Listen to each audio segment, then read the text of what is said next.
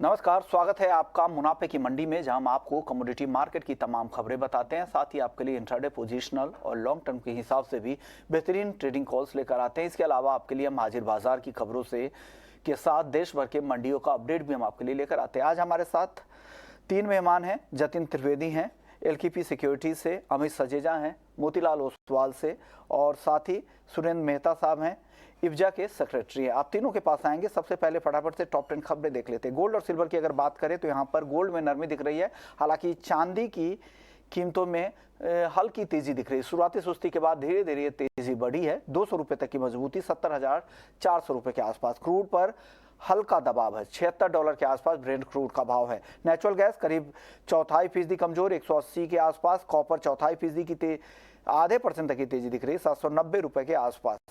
Agri market की चाल अगर देखें तो कैस्टर जहां पर आधे % तक की गिरावट है, 6,400 के नीचे। कॉटन केक 1% कमजोर, 2,750 रुपए के नीचे। हल्दी 2% की मजबूती दिख रही है, 7,150 रुपए के ऊपर। जीरे में भी तेजी है, 35,000 के ऊपर अब जीरा का वायदा पहुंच चुका है। और धनिया में भी 1% तक की तेजी दिख रही है, 7,250 रुपए के ऊपर। लेकिन चलिए अब फटाफट से गोल्ड और सिल्वर की चाल देख लेते हैं, क्योंकि गोल्ड और सिल्वर में, चांदी में तो तेजी दिख रही है, लेकिन कल की बड़ी तेजी के बाद 800 रुपए से ज्यादा की तेजी एमसीएक्स पर कल दिखी थी। उसके बाद आज यहां पर दबाव दिख रहा है, करीब करीब 150 रुपए की गिरावट सोने में और चांदी में, लेकिन हालांकि हल्की तेजी है। हमारे साथ जतिन त्रिवेदी जी हैं और सुरेंद्र मेहता जी भी हैं। मेहता जी, क्या लग रहा है गोल्ड को लेकर? क्या वापस से गोल्ड का भाव 60,000 के ऊपर जाता दिख रहा है क्या?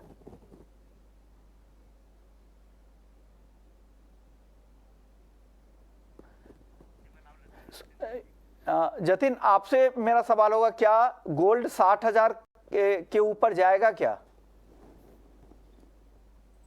विश्व जी, गुड मॉर्निंग। देखिए, जिस तरह से मार्केट का रिएक्शन रहा है, फेडरल रिजर्व की जो अपडेट्स आए थे, उन पे प्राइम फोकस यही रहा था कि उनको इन्फ्लेशन को कंट्रोल में लाना है 2% के करीब। और साथ ही साथ में जो इंटरेस्ट रेट का जो साइकिल रहेगा वो भी 2023 के अंदर टॉप आउट होने की संभावना पूरी है। और कहीं ना कहीं अनुमान ये है कि 5.1% के आसपास रह सकते हैं। और ऑलरेडी हम अभी 5% के आसपास हैं, तो यहाँ से ज्यादा एक आधा 2 बार और हाइक्स होने की क्षमता रख सकते हैं इंटरेस्ट रेट जो है यूएस के। तो अगर 1-2 बार और हाइक हो जाती है तो 5.25 5.5 इसके हाथ अराउंड अबाउट हम देख सकते हैं इंटरेस्ट रेट को, और वहां से फिर वापस से रिवर्स होते हुए देखने मिल सकता है, क्योंकि दिसंबर तक 5.1 के अनुमान है। तो उसके चलते हुए गोल्ड और सिल्वर जो है उसको कैश इन कर रहे हैं, क्योंकि अगर अगर हम इंटरेस्ट रेट साइकिल की पीक पर हैं, जहां पर अभी इंटरेस्ट रेट जो है वो पीक आउट हो जाएगा, तो गोल्ड और सिल्वर के डेफिनेटली यहाँ पर स्ट्रॉन्ग बूस्टर मिलते रहेगा आगे चलते हुए। और साथ ही साथ में जिस तरह से अनिश्चितताएं बनी हुई हैं रिस्कियर एसेट्स के अंदर, जहां पर हम देख रहे हैं कि इक्विटी फ्लो के अंदर रिटर्न्स जो है पिछले 1-2 सालों में कुछ अच्छे नहीं रहे हैं। रिटर्न ऑन इन्वेस्टमेंट जो है वो बहुत ही कम रहा है और बहुत ही वॉलेटाइल भी रहा है, क्योंकि बहुत ज्यादा सेक्टर स्पेसिफिक मार्केट रहा है ये रिस्कियर एसेट्स के अंदर। और अन्य दूसरे जो कमोडिटीज हैं उनमें भी पिछले 6-8 महीने में कुछ बड़ी तेजी की जो रुझान है वो नहीं रही है। तो इसके चलते हुए जो इन्वेस्टमेंट है वो सेफ हेवन एसेट्स के अंदर ज्यादा देखने मिलते रहना चाहिए, और आगे चलते हुए बड़ी तेजी जो है और कंटिन्यूड रहनी चाहिए। ट्रेडर्स के लिए अपॉर्चुनिटी डेफिनेटली बनती रहती है, लेकिन पोजिशनल ट्रेडर्स और जो लॉन्ग टर्म इन्वेस्टमेंट के हिसाब से देखने चाहते हैं वो उनके लिए मेरी सलाह रहेगी कि जब भी डिप मिलता है, एक खासा अमता करेक्शन देखने मिले, मसलन यहाँ से 58,000 के करीब वापस से प्राइसेस मिल जाते हैं, तो वहां पर डेफिनेटली बाय करके चल सकते हैं पोजिशनल ट्रेडर्स। स्विंग ट्रेडिंग के हिसाब से 59,000 के आसपास एंट्री लीजिए, 58,700 के स्टॉप लॉस के साथ में, 59,600 के टारगेट्स रखें। लेकिन जो पोजिशनली ट्रेड करना चाहते हैं उनके लिए 58,000 और 57,000 ये जो रेट्स है वो अच्छे खासे लुक्रेटिव रेट्स रहेंगे फॉर री entering into the gold prices, अगर ये रैली मिस आउट हो गई है तो। और हायर साइड पे जैसे मैंने बताया कि 60,000 सिर्फ एक बैरियर है, साइकोलॉजिकल बैरियर रहेगा। आगे चलते हुए 62,000 63,000 ये जो लेवल्स है वो आपको आते हुए देखने मिलेंगे। 70,000 के ऊपर चांदी है, क्या लग रहा है 70,000 के ऊपर चांदी टिक पाएगी या फिर से ऊपर दबाव बनेगा?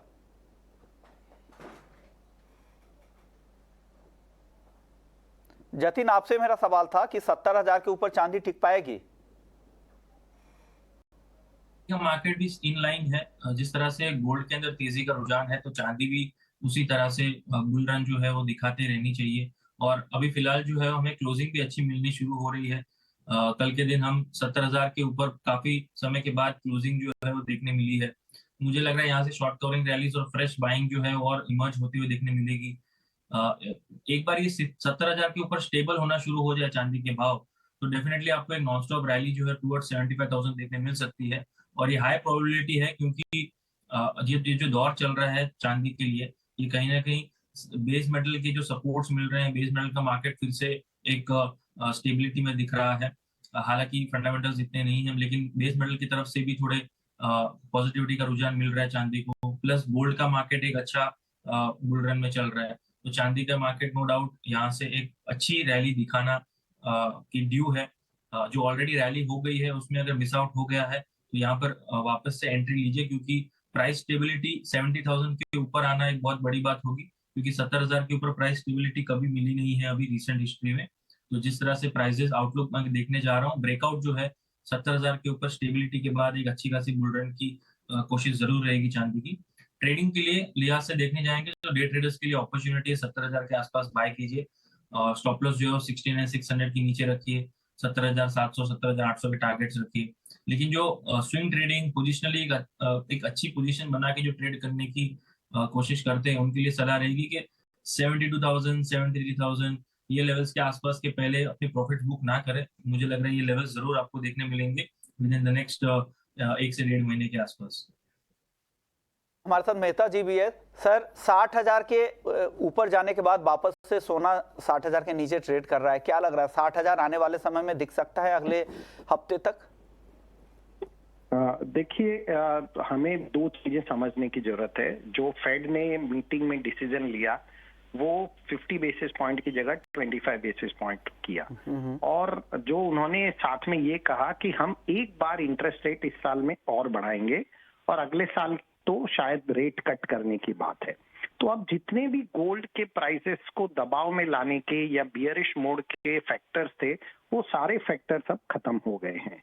मेरे हिसाब से गोल्ड यहाँ से एक बहुत बड़ी तेजी की तरफ मूव हो रहा है।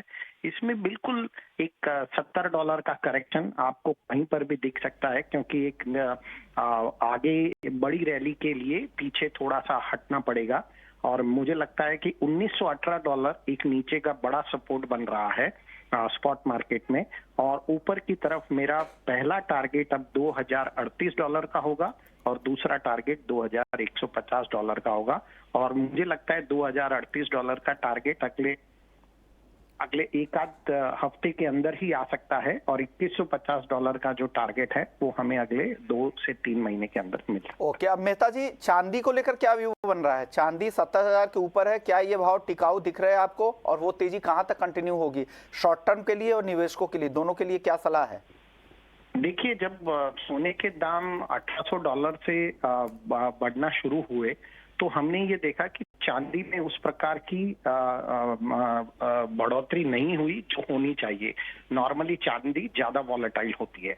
मैं ये मानता हूं कि गोल्ड सिल्वर जो रेशियो है वो 80 का रेशियो, यदि हम हिस्टोरिकली देखें तो 80 का रेशियो एक परफेक्ट रेशियो है। और यदि मैं 80 का रेशियो पकड़ूं और गोल्ड को $2,000 के आसपास पकड़ूं तो गोल्ड $25 तो सिल्वर $25 के आसपास जरूर रहनी चाहिए। मुझे करंट मार्केट में सिल्वर गोल्ड से भी ज्यादा तेजी से भागता हुआ ऊपर की तरफ नजर आ रहा है, और सिल्वर को लेकर मैं बहुत बुलिश हूँ। अगले इमीडिएट सिल्वर का जो फर्स्ट टारगेट होगा वो $24 का होगा, और अगले 3 महीने में हमें सिल्वर कहीं पर भी $26 के आसपास नजर आ सकता है। ओके सर, डेट फंड्स के लिए नया नियम अब जारी होने वाला 1 अप्रैल से, जो भी इन्वेस्टमेंट होगा उस कैटेगरी में तब गोल्ड का फंड भी आ जाएगा। क्या लग रहा है इसमें गोल्ड के फंड्स में इन्वेस्टमेंट पे इसका असर होगा क्या मेहता जी? क्योंकि जो इंडेक्सेशन बेनिफिट गोल्ड में मिल रहा था कि अगर 3 साल तक आप होल्ड करते हैं और 3 साल के बाद निकलते हैं तो 20% का टैक्स आपको लगता था इंडेक्सेशन का अगर बेनिफिट लेते थे। मैं इंडेक्सेशन बेनिफिट ये है जिसमें अब महंगाई का आकलन हो जाता है, लेकिन वो बेनिफिट नहीं लेना चाह रहे हैं, फिर भी आप 3 साल के बाद निकलते हैं तो आपके लिए टैक्स का जो स्ट्रक्चर था वो 10% था। तो क्या इससे इन्वेस्टमेंट पे असर होगा मेहता जी? मुझे ऐसा लगता है कि सरकार की मंशा बहुत क्लियर है, लेकिन अभी भी अमेंडमेंट में क्लैरिटी नहीं है। ऐसा तो हो नहीं सकता कि आप फिजिकल गोल्ड होल्ड करें तो आपको इंडेक्सेशन बेनिफिट दिया जाए, और आप गोल्ड म्यूचुअल फंड होल्ड करें तो आपको इंडेक्सेशन बेनिफिट ना दिया जाए। ये थोड़ा सा डिस्पैरिटी लगती है। सरकार हमेशा चाहेगी कि आप गोल्ड म्यूचुअल फंड होल्ड करें, फिजिकल गोल्ड होल्ड ना करें। दूसरी जो इंपॉर्टेंट बात है, क्या ये कानून सोवरिन गोल्ड बॉन्ड पर भी एप्लीकेबल होगा, इसके बारे में भी कोई क्लैरिटी नहीं है। तो मुझे लगता है कि हमें थोड़ा सा इसमें क्लैरिटी के लिए वेट करना चाहिए। लेकिन यस, अभी जो प्रेजेंट अमेंडमेंट है, जो हमने ड्राफ्ट अमेंडमेंट देखे हैं, यदि वो एज इट इज क्लियर होते हैं तो गोल्ड म्यूचुअल फंड के लिए ये अच्छी खबर नहीं है। लोग फिजिकल गोल्ड की तरफ ज्यादा जाएंगे और गोल्ड म्यूचुअल फंड की तरफ कम जाएंगे। ओके, शुक्रिया सर, आपने वक्त निकाला हमारे लिए। देखते क्लैरिटी क्या आती है। हालांकि इंडेक्सेशन का जो बेनिफिट है वो गोल्ड म्यूचुअल फंड पे अभी मिल रहा है, और जो 3 साल का जो LTCG है उसको लेकर क्या समय सीमा रहती है उस भी देखने वाली बात होगी। चलिए आगे बढ़ते हैं और वायदा बाजार का ही रुख करते हैं। वापस से कच्चे तेल की बात कर लेते हैं। कच्चे तेल को लेकर अमित जी क्या व्यू बन रहा है आपका? कच्चे तेल में यहाँ से क्या वापस से रिकवरी की उम्मीद लग रही है? $80 के आसपास फिर से जाएगा ब्रेंट क्रूड का भाव? जी नमस्कार विश्वमोहन जी। देखिए, हमने पिछले 3 या 4 सेशंस में काफी बढ़िया रनअप देखा है ऑलरेडी कच्चे तेल में शॉर्ट कवरिंग पे।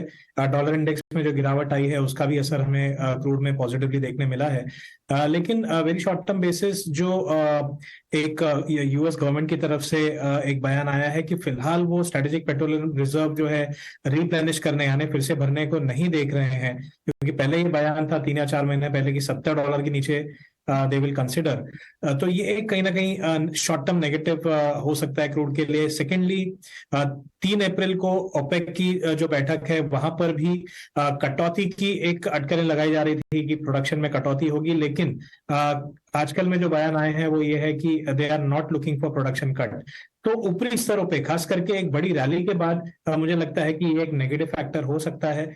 तो मैं एक्चुअली सेलिंग की सलाह देना चाहूंगा 5830 के करीब। मेरा मानना है कल के हाइज जो है उसके ऊपर स्टॉप लेके चला सकता है, और शॉर्ट टर्म बेसिस 5680 से 5650 का एक लक्ष्य लिया जा सकता है। ये फ्यूचर ट्रेडर्स के लिए है। जो इसी ट्रेड को ऑप्शन के थ्रू प्ले करना चाहते हैं वो 5700 का पुट ले सकते हैं 210 के करीब 290 के लक्ष्य के लिए, और इस ट्रेड के लिए 170 से 160 का स्टॉप लिया जा सकता है।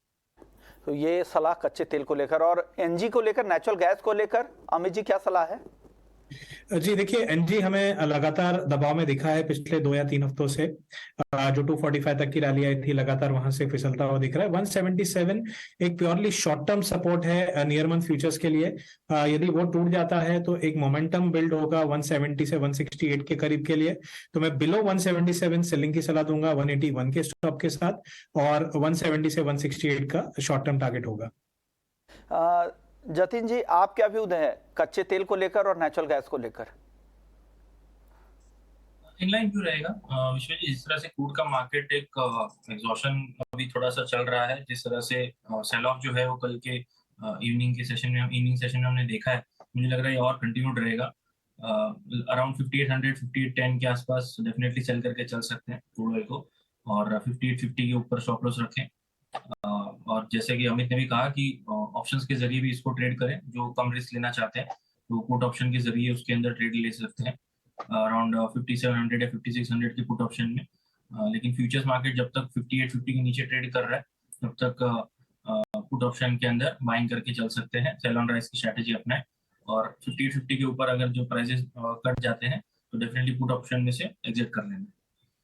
जतिन और अमित जी, आप लोगों के पास आएंगे, बेस मेटल्स पे आपसे बात होगी, लेकिन उससे पहले पूनम चंद मोटा हमारे साथ है, मसाला कारोबारी है। सर, सबसे पहले हल्दी की बात कर लेते हैं। हल्दी एक बेस बनाने के बाद काफी बड़ी गिरावट के बाद अब धीरे धीरे यहाँ से तेजी लौट रही है। क्या लग रहा है ग्राउंड पर क्या हो रहा है, क्या स्थिति बन रही है? प्रेमचंद मोहता का सभी को नमस्कार।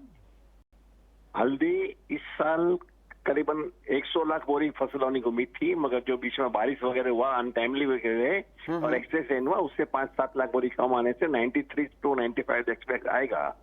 और हल्दी बाजार काफी घट चुका है और एक अभी लो लेवल आ गया है। तो इससे वायदा में NCTX में 6700 6750 के नीचे जाना नहीं लगता है।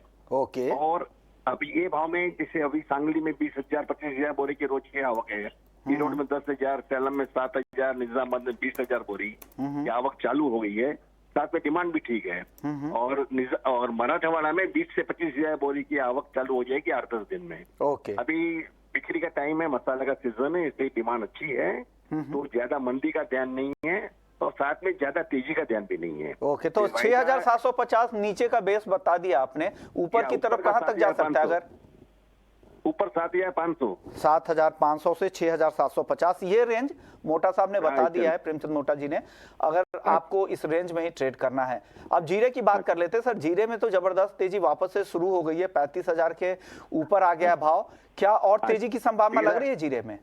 जीरा में 30,000 था, तब से मैं तेजी बोल रहा हूँ और अभी भी ध्यान अच्छा है। मगर इस भाव में क्या 20 रुपया 25 रुपया किलो की तेजी आने के बाद में 10 रुपए किलो की गिरावट आती है, प्रॉफिट टेकिंग आती है। फिर भी जीरा में क्या हुआ है, एक्चुअली इस साल 60 से 65 लाख बोरी के फसल के मैं उम्मीद करता हूं, मगर अभी जो अनटाइमली बारिश हो रही है राजस्थान में, गुजरात में तो विशेष नुकसान नहीं होगा क्योंकि किसानों ने 90% माल काट के अपने घर में रख लिया है और राजस्थान में करीबन 40% फसल अभी भी खड़ी है। तो उसमें नुकसान हो सकता है। तो जो 60-65 लाख की उम्मीद करते रहे फसल की, उसमें 2-5 लाख बोरी और कम आ सकती है। सेंटीमेंट तेजी का है, लोग तेजी में है, सेलिंग सेंटरों में माल की शॉर्टेज है। जैसे कि 2 लाख बोरी ऑल ओवर इंडिया का सेलिंग सेंटर में जीरा नहीं है अभी, जबकि सेलिंग सेंटर में हल्दी 32 लाख बोरा है। तो इसके हिसाब से इस सेलिंग सेंटर की भी डिमांड आएगी, कुछ एक्सपोर्ट का भी डिमांड आएगा। तो ध्यान आस्ते आस्ते अच्छा है। और ये जीरा भी एनसीडीएक्स में 34,000 के नीचे जाने का लगता नहीं है और ऊपर कभी भी 37,000 हो सकता है। ओके, 34,000 के नीचे जाने की संभावना कम लग रही है और 37,000 के ऊपर जाने की संभावना ज्यादा दिख रही है। उसके ऊपर भी जा सकता है। ओके, शुक्रिया प्रेमचंद जी, आपने वक्त निकाला और हल्दी और जीरे पर अपनी राय रखी। ग्राउंड की क्या स्थिति है डिमांड और सप्लाई की, ये भी बात की, मंडियों में अराइवल्स किस तरह की है।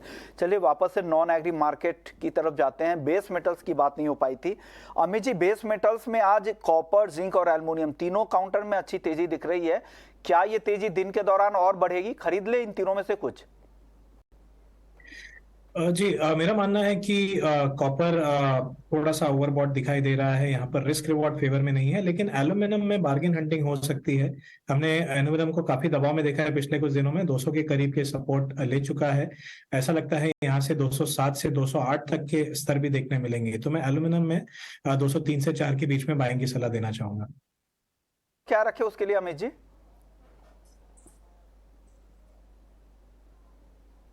अमित जी, एल्युमिनियम के ट्रेड में अगर 203 से 204 के आसपास अगर खरीदना है तो स्टॉप लॉस क्या लगा ले? हाँ जी, मेरे हिसाब से 202 के नीचे स्टॉप लगाना सही होगा। ओके, आप क्या पसंद कर रहे हैं बेस मेटल्स में जतिन? विश्व जी, ये जो रैली चल रही है पिछले 2-3 दिनों में, मुझे लग रहा है फेज आउट हो जाएगी आगे चलते हुए। कॉपर के अंदर यहाँ पर मुनाफा वसूली कर लेना चाहिए जिन्होंने भी लॉन्ग पोजीशन बनाई हुई है, और जिनको सेलिंग का रुझान रखना है वो 783 के नीचे अपनी ट्रेड्स जो है वो प्लेस करें। 783 के नीचे जैसे प्राइसेस जाते हैं उसके बाद एक शार्प सेल ऑफ जो है वो देखने मिल सकता है, प्रॉफिट बुकिंग जो है इमर्ज होने शुरू हो सकती है।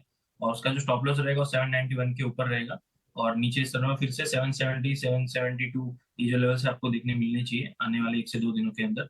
तो ब्रेकडाउन का जो लेवल है वो 783, इसको ध्यान में रखें और जिनकी लॉन्ग पोजीशन है उनके लिए प्रॉफिट बुकिंग की सलाह रहेगी। बुकिंग की सलाह कॉपर में 783 पे बेचे, 791 का स्टॉप लॉस लगा ले, 770 तक कॉपर वापस से आ सकता है। और अमित भी कह रहे थे कि काफी रैली एक्सटेंड कर गई है, उससे दबाव बन सकता है। तो एल्युमिनियम खरीदने की सलाह और कॉपर बेचने की सलाह आ रही है। अब बात कर लेते हैं ग्वार सीड और ग्वार गम, क्या लग रहा है यहाँ पर अमित जी? जी शुभम जी, मुझे लगता है कि कहीं ना कहीं ग्वार सीड और ग्वार गम में एक बॉटमिंग आउट प्रोसेस शुरू हो चुका है। ऑलरेडी हमने पिछले कुछ दिनों में तेजी आते हुए देखी है, लेकिन उससे ज्यादा इम्पोर्टेंट ये है कि हम 5,000 से नीचे ग्वार सीड को और 11,000 से 10,500 के नीचे ग्वार गम को फिसलता हुआ नहीं देखेंगे और कहीं ना कहीं ऊपरी स्तर हमें दिखाई दे सकते हैं। अगर मैं एक हफ्ते की बात करूं तो मुझे लगता है 6,300 के भाव में ग्वार सीड में और ग्वार गम में करीबन 13,000 से 13,200 के भाव दिख सकते हैं। शुक्रिया अमित जी आपका, जतिन आपका, आप लोगों ने वक्त निकाला। मुनाफे की मंडी को यहीं समेटते हैं, लेकिन आप कहीं मत जाइए, ब्रेक के बाद आपके लिए फिर जंक्शन।